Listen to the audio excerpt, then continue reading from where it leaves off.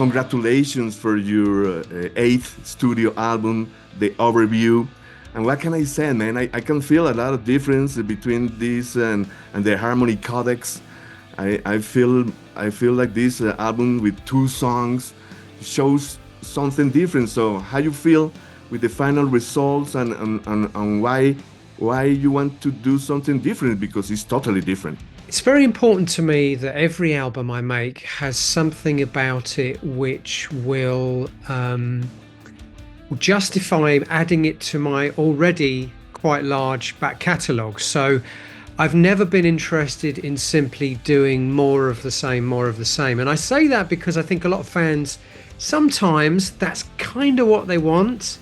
They fall in love with something, they walk through a doorway into your world and they fall in love with that world, and then they kind of want that feeling to be repeated over and over again. But as an artist, as someone creative, I actually think it's very important to be constantly challenging yourself and also your listeners to an extent, kind of trying to take them on a journey with you. And I think a lot of that comes from the kind of artists I fell in love with as a kid, growing up with these kind of artists who were constantly reinventing themselves, trying new things. I'm talking about people like Bowie, Kate Bush, Peter Gabriel, Pink Floyd, The Cure, Frank Zappa, and all of it, Talk, all of these artists were always changing, and they were always kind of asking a lot of their audience, in a way, asking a lot of their listeners to trust them, to not underestimate the listener's ability to listen to new sounds and new styles and new approaches. So for me, that's always been part of one of the most precious things about my career, is that every album I make has something about it which is different to all the other albums. And as you say, this is kind of no exception. I can feel that, like when I listen to the 10 first songs, like a space trip, and not in a way like, let's say, David Townshend did with Siltoid, the Omniscient, there is aliens and humor. No, I feel like I'm in a spaceship with you listening to your album, man. That was what you want to bring us? To me, it's a very kind of serious existential album. Without wishing to sound too pretentious about it, it's really trying to remind people just how small the planet Earth is, and therefore by extension just how small the human species is in relation to this incredible universe of which we're a tiny, infinitesimally tiny part. Trillions and trillions and trillions of stars, trillions of planets. Our Earth is just one of those trillions of planets, and the human species is just one of millions of different species that occupy this very small planet. And I think sometimes we forget that, because being human beings, we're very good at convincing ourselves somehow that we're the center of everything, we're the center of the universe. And of course, nothing could be further from the truth. And I think one of the other things I wanted to remind people of was just to look up into the sky. We've got so used to looking down all the time into these things. That's right. That we've almost forgotten to not just to look up, we've also forgotten to look around. Look, we live on an incredibly beautiful planet. Okay, it has some problems, but actually we're very lucky to live on this beautiful planet. I think it's a beautiful thing to kind of remind yourself of that, and to say to yourself, enjoy the ride. Life is kind of short, enjoy the ride. It's a very positive message. But it's also, I guess, it's as you say, it's kind of a serious message underlying the album. Yeah. Let's talk about how long did it take you to record this album, and which musicians help you to do that? Well, that's funny, because this is probably, I think this is the most solo record I've ever made. And the reason for that is that I think I had such a clear idea. Once I had the title, and once I had the concept, I had such a clear idea of exactly how this kind of piece of cinema for the ears, as I think of it, a movie for the ears, how it was going to unfold. It was easier for me just to go home and put it together, most of it myself. So I would say in the space of about 6 to 8 weeks, I wrote and recorded most of the basics for the album, the structure, most of the guitar, most of the keyboards, all the bass, most of the vocals. And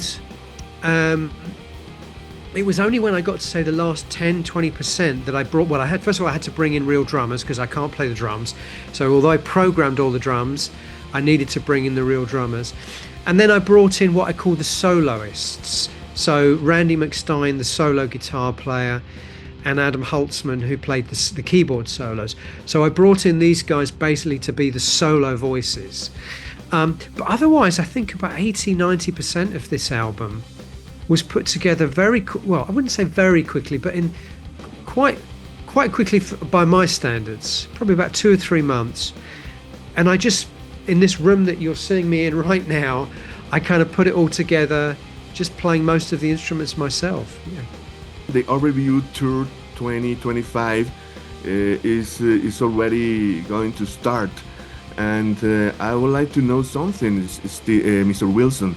You've been a lot of time without touring, you know, so I wonder what are you going to do in your playlist, you know, and etc. Because it's been a long time. The show is going to be 2 halves, and the second half will be a complete performance of the new record. So I'm going to basically play the overview from beginning to end, all 42 minutes of it from beginning to end, with a film. The film that I've made for the record will also be part of the live show. So that will be the second half of the show. The first half of the show will be a journey through my back catalogue.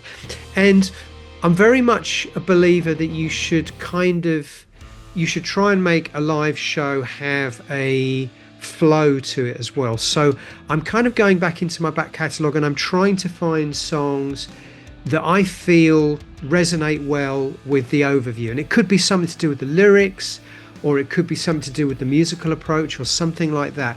But songs that to me feel like they come from a similar, they have something in common with the concept and the sound of the overview. So it's going to be quite a long show. It's a 2.5-hour show, 2 halves, lots of visuals, a great band. I have a great band always with me.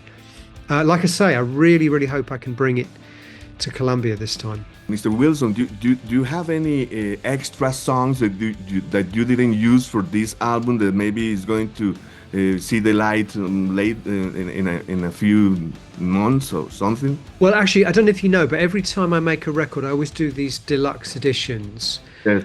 Which these beautiful kind of hardback books, and there's always an extra disc with those.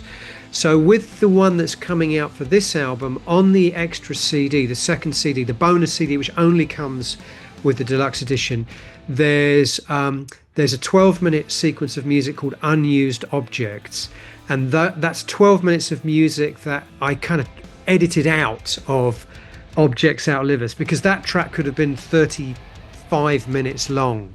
But I think always when you write a long piece, you're always looking, again, to use a kind of movie comparison, you're always looking for the right flow, the right way to tell the story, the right length for your movie for the ears.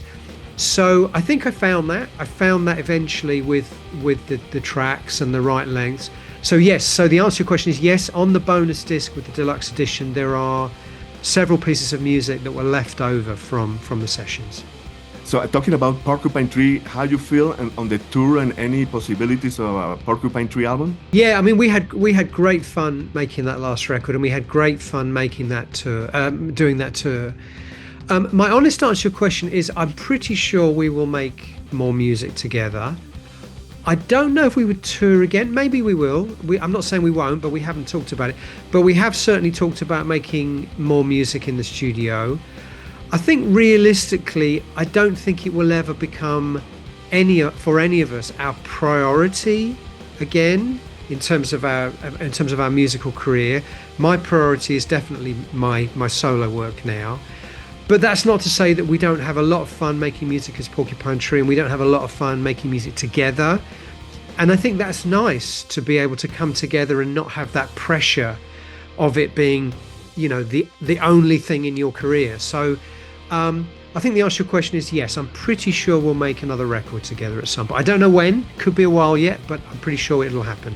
Any message to the Colombians, Mr. Wilson, that as I told you, we are pretty sad, man. That we never seen Porcupine, never seen you solo. Sad, man. Go and talk to your local Colombian live booking agent, promoter, producer, whatever, and tell him I'm waiting for his invitation. Because really, I think sometimes the listeners don't understand that it's not up to the artist where we go and play. And I was saying to you earlier that one of the things I love about my job is that I've been able to see a lot of the world through my job, going to places I never would have imagined going. And so the same is true of Colombia. I would love to come. I need someone there to bring me and to promote a show. So you know what? I have a feeling it's going to happen. I feel it's fingers crossed, eh? Let's do it, man. Let's do it. Thank you very much for your time, Mr. Wilson. You've been very kind, and hope you see you here. Or if not, we take the airplane to see you. Absolutely. Thank you so much, man. It's been a pleasure speaking to you.